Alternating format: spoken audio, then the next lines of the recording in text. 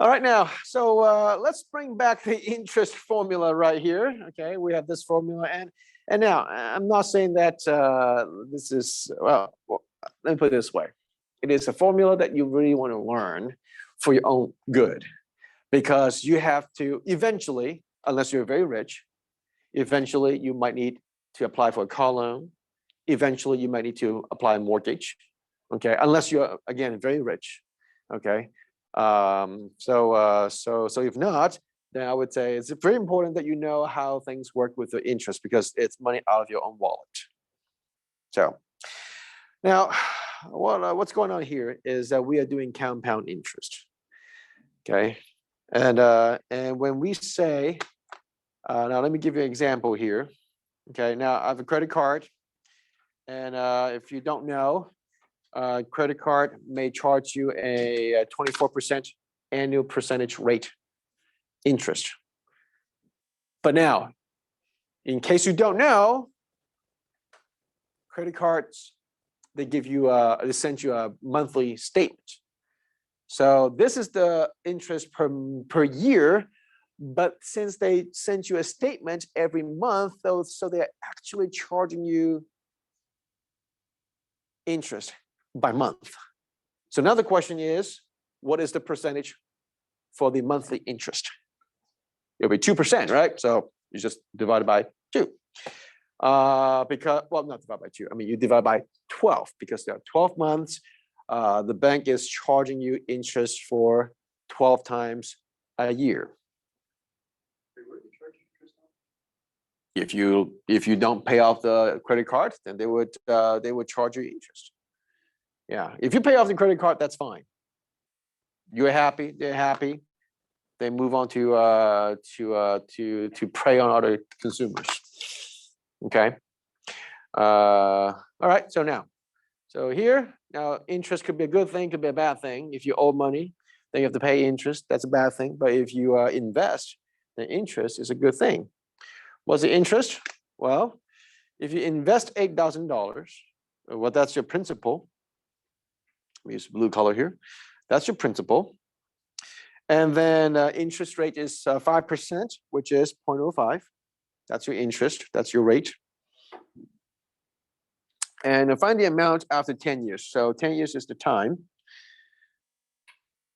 So if the interest is compounded semi-annually, so how many times you are calculating interest per year? If it's semi-annually, then you're calculating interest 2 times a year. That means n is equal to 2. That means your rate, which is 0.05 per year, and it will be 0.025 each time, because you're doing it semi-annually. But we don't have to worry too much about the 0.025, because if you just go ahead and use this equation, that would take care of it for you. So 0.05 divided by 2 for that reason, because you are calculating interest 2 times a year. So each time will be 2.5% or 0.025. And how many total number of times you are calculating interest in that 10-year time span? 20 times, right? And that's why you have n times t for the exponents, because you are multiplying the 1.025 20 times. So now you go ahead, use a calculator, find out what that is. 8,000 times 1 plus 0.05 over 2 raised to the 20th power. What would that be? Okay. What would that be? Okay. Yeah, use my calculator to find it out. So 8,000 times 1 plus 0.05 divided by 2, close parentheses, and then raised to the 20th power. So you should get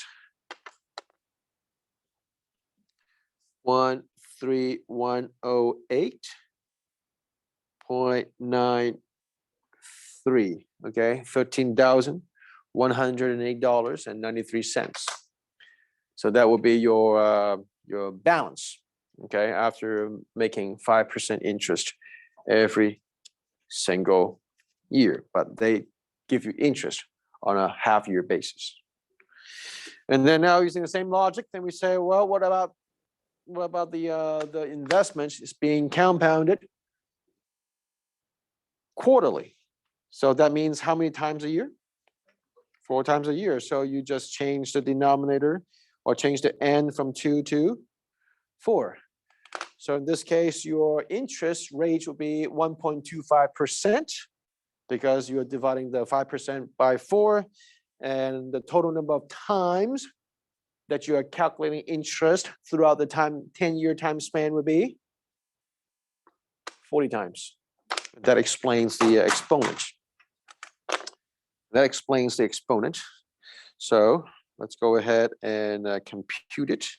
So we have 8,000 times parentheses 1 plus 0.05 divided by 4, close parentheses, raised to the 40th power. And let me go ahead and do float 8. And then let's do the same calculation again. So I got 13148.96. Okay. 13148.96. Okay. All right. 13148.96. Correct. So that's the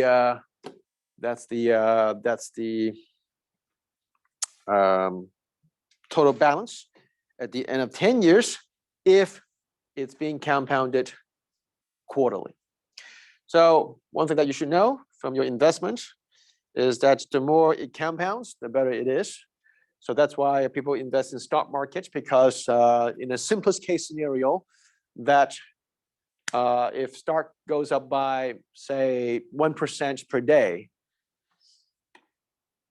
then you basically double your investment in 70 days, which is less than 1 year.